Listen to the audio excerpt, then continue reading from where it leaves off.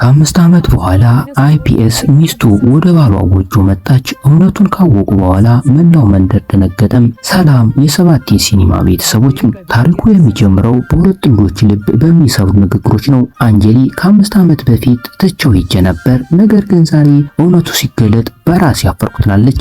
አሮጊቷ በጣም አረፈርሽ ልጄ፣ አንቺ ስትሸሽው የነበረው እውነት አሁንም መላውን መንደር ሊያቃጥል ነው ትላለች። ራጋብ እኔ ታመንኩት በተፈጥሮ አይደለም አንጀሊ፣ ይህ ሁሉ የአንቺ ትውስታ ያለበት የዚያው ሲስተም ስርዓት አካል ነው። አንጀሊ ሰምጥራ ራጋብ ዛሬ እዚህ የመጣሁት እንደ ሚስት ብቻ ሳይሆን እንደ አይፒኤስ ኦፊሰር ነው።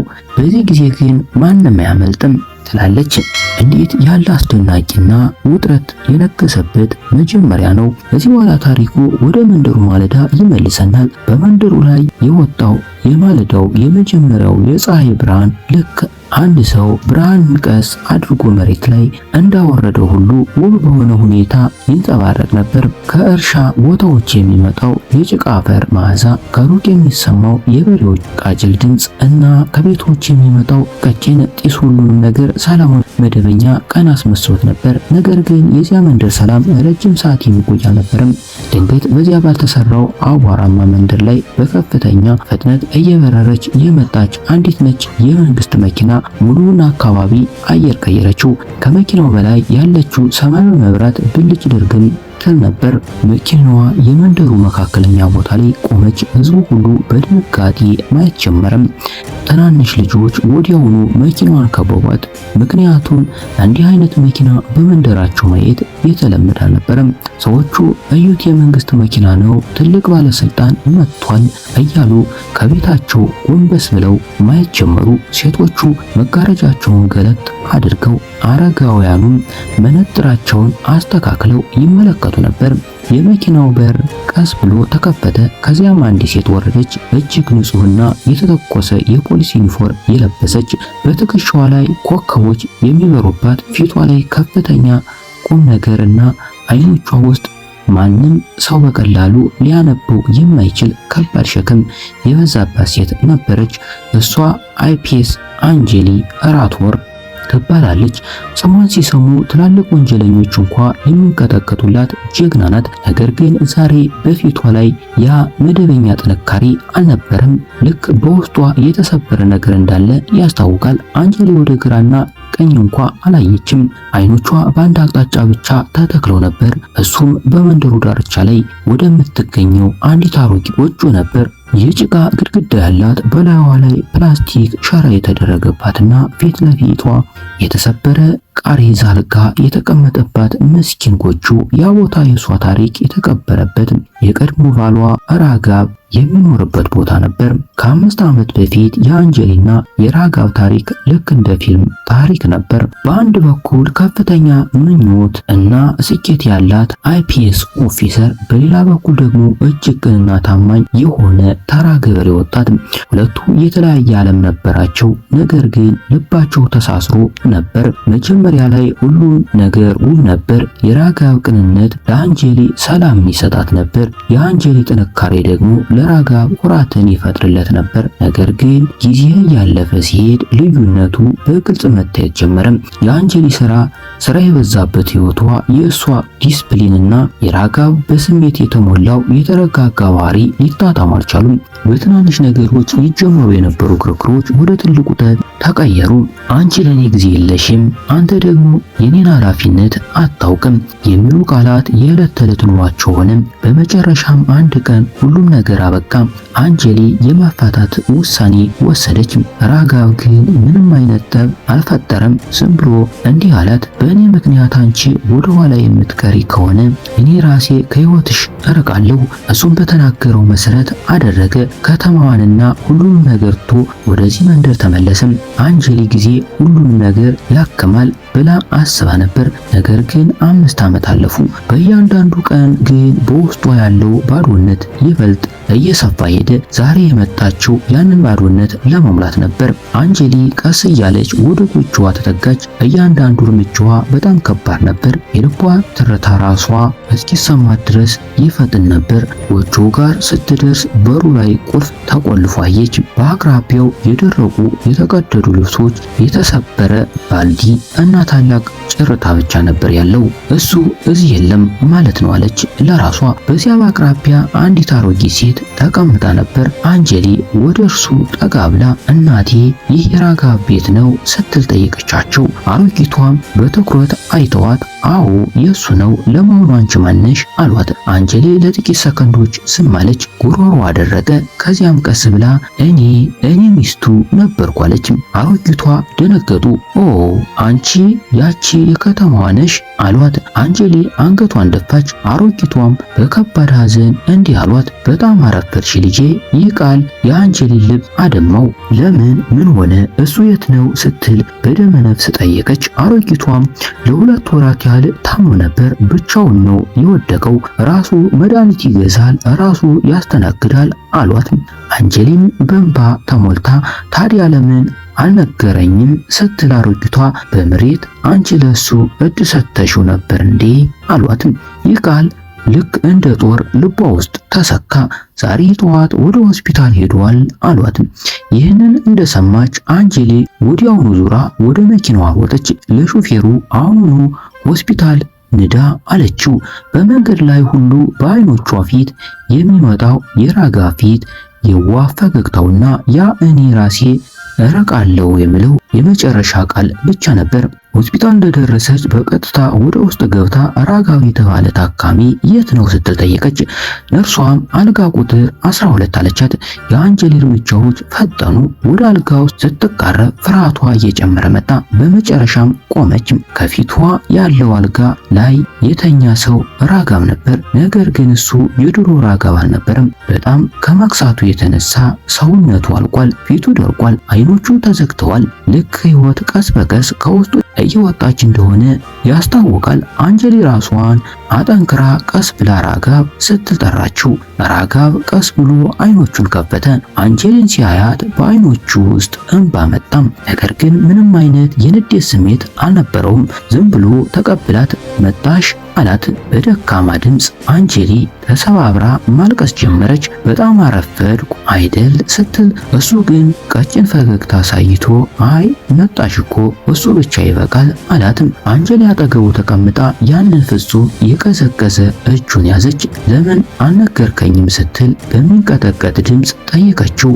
ራጋብ አይኑን ጨፍኖ ያንቺ ዓለም ሌላ ነበር፣ እኔ በዚህ ውስጥ ሸክም መሆን አልፈለኩም አላትም።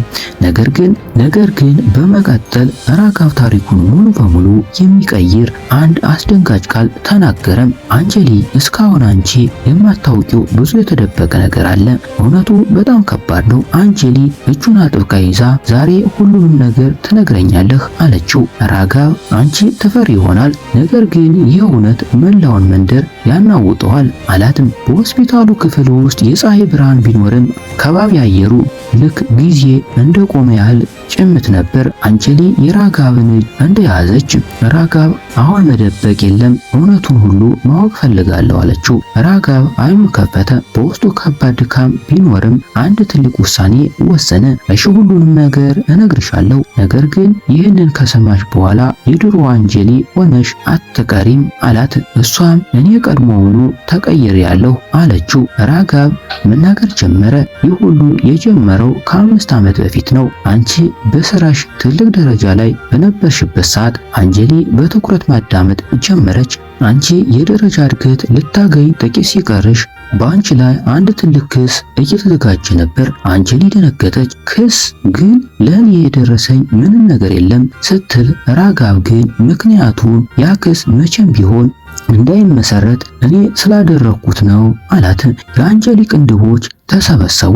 እንዴት ስትል ጠየቀች።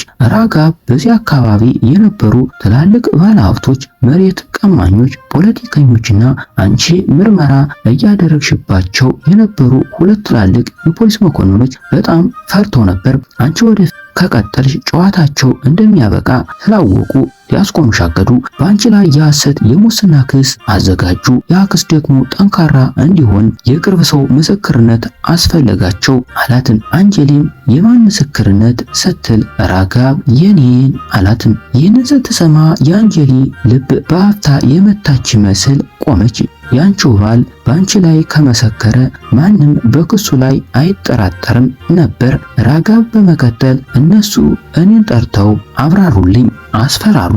ከዚያም ትልቅ የገንዘብ ድርድር አቀረቡልኝ። እምቢ ካልኩ ግን አንቺን ሙሉ በሙሉ እንደሚያጠፉሽ፣ ከስራ እንደሚያሳግዱሽና ሕይወትሽን እንደሚያበላሹ ነገሩኝ አላት። አንጀሊ በሚንቀጠቀጥ ድምፅ እና አንተ ምን አደረግ ስትል ራጋብ እኔ ፈጽሞ እምቢ አልኩ አላትም። የአንጀሊ አይኖች በእንባ ተሞሉ። ብቻህን ተጋፈጥካቸው ስትል እሱ ግን ይህ ውጊያ አልነበረም፣ በትክክለኛና በስህተት መካከል የተደረገ ምርጫ ነበር። እነሱ ግን ዝም አላሉኝም፣ በጣም ደበደቡኝ። ለብዙ ቀናት መነሳት እንኳ አልችልም ነበር። ከዚያም ሌላ አማራጭ ሰጡኝ። ከሷ ሕይወት ሙሉ በሙሉ ከራቀክና ዝም ካልክ እሷን ምንም አናደርጋትም አሉኝ አላት። አንጀሊ ልክ እንደ ድንጋይ ደረቀች። ያቺ ፍች ያመራቅ የተደረገው እሷን ለማዳን ነበር። እኔ ያደረኩት ሆን ብዬ ነው። ላንቺ እንደማልመጥንሽ አድርጌ ራሴን አሳየሁ። አንቺ በእኔ እንድትጨክኝና እንድትጠይኝ አደረኩ። ምክንያቱም ያ ያንቺን ደህንነት ለመጠበቅ ብቸኛው መንገድ ነበር። አንቺ እውነቱን ብታውቂ ኖሮ ፈጽሞ አትለቂኝም ነበር። ያ ደግሞ ሕይወትሽ አደጋ ላይ ይወድቅ ነበር አላት። አንጀሊ ድምጿን አውጥታ አለቀሰች። ለኔ ስትል ሁሉም ነገር አጣህ ስትለው እሱ ግን አይ እኔ አንቺን አተረፍኩሽ አላት። ጥቂት ጸጥ ካሉ በኋላ አንጀሊ ይህ ሁሉ ከ5 ዓመት በፊት የሆነ ነው። ታዲያ አሁን ያንተ ሁኔታ ይህ ህመም ምንድነው ስትል ጠየቀችው። ራጋብ አይኖቹ ጠቆሩ። እውነተኛ ሚስጥር እዚህ ላይ ነው። እኔ የታመምኩት በተፈጥሮ አይደለም፣ እነሱ መርዝ ሰጥተውኝ ነው አላት። በክፍሉ ውስጥ ያለው አየር የቆመ ያህል ሆነም። እነሱ መርዝ ሰጡኝ፣ ምክንያቱም እኔ አሁንም በህይወት መኖሬ ለእነሱ ስጋት ስለነበርኩ ነው። ላለፉት 2 ዓመታት ማንም እንዳይጠረጠር ቀስ በቀስ መርዝ እየሰጡኝ አደከሙኝ። ይህንን ያልነገርኩሽ ብነግርሽ ኑሮ በቀጥታ ከእነሱ ጋር ትጋጠሚ ነበር። ያኔ ደግሞ ዛሬ አንቺን በህይወት አትኖሪም ነበር አላትን። አንጀሊ በከፍተኛ ንዴትና ሐዘን ውስጥ ሆና እነማን ናቸው እነሱ? ስማቸውን ንገረኝ አለችው። ራጋብ ወደ አንጀሊ አየና አሁን ስማቸውን የምነግርሽ ሰዓት ደርሷል። ነገር ግን ከነሱ በፊት አንድ ነገር ማወቅ አለብሽ። ይህ የጥቂት ሰዎች ሴራ ብቻ አይደለም፣ ይህ የመላ ሲስተም ስርዓት ትስስር ነው አላት። የመንደሩ መሪዎች፣ ትላልቅ ባለሀብቶች እና የተወሰኑ የፖሊስ መኮንኖች በጋራ ሆነው የሚሰሩት ትልቅ የወንጀል መረብ ነው። መሬት መቀመጥ፣ በሐሰት ዕዳ ማዛባት እና ትልቅ የኮንትሮባንድ ንግድ ይሰራሉ። አንጀሊ ይህንን ሁሉ አይተሃል ስትል ራጋብ አይኑን ጨፍኖ አዎ በአይኔ አይቻለሁ። በአንድ ወቅት ማታ ከእርሻ ቦታ ስመለስ በጫካው አቅራቢያ በርካታ የጭነት መኪናዎች ተሰልፈው አየሁ። በእሱ ውስጥ የሚጫኑት ዕቃዎች በጣም አደገኛ ነበሩ።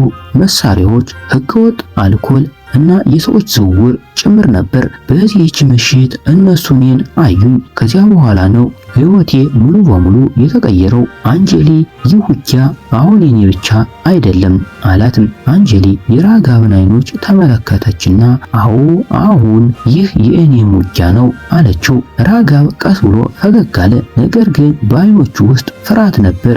ይህ መንገድ ቀላል እንደማይሆን አስታውሽ አላትም። አንጀሊ ግን ምንም አይነት ማመንታት ሳይታይባት እኔ መቼም ቢሆን ለቀላል መንገድ አልተፈጠርኩም አለችው። በክፍሉ ውስጥ የነበረው ዝምታ አሁን ወደ ትልቅ ማዕበል ሊቀየር ነው። አሁን የሚመጣው እውነት መንደሩን ብቻ ሳይሆን መላውን የሙስና ስርዓት የሚያናውጥ ይሆናል። ለአይፒኤስ ሚስቱ ደህንነት ሲል ሕይወቱና ትዳሩን መስዋዕት ያደረገው የዚህ ምስኪን ገበሬ ታሪክ እና የአንጀሊን የበቀል ጉዞ ከወደዱት የሰባቲ ሲኒማ ቻናላችን ላይክ እና ሳብስክራይብ በማድረግ ቤተሰብ ይሁኑ። በቀጣይ በሌላ አጭር የፊልም ታሪክ እስከምንገናኝ መልካም ጊዜ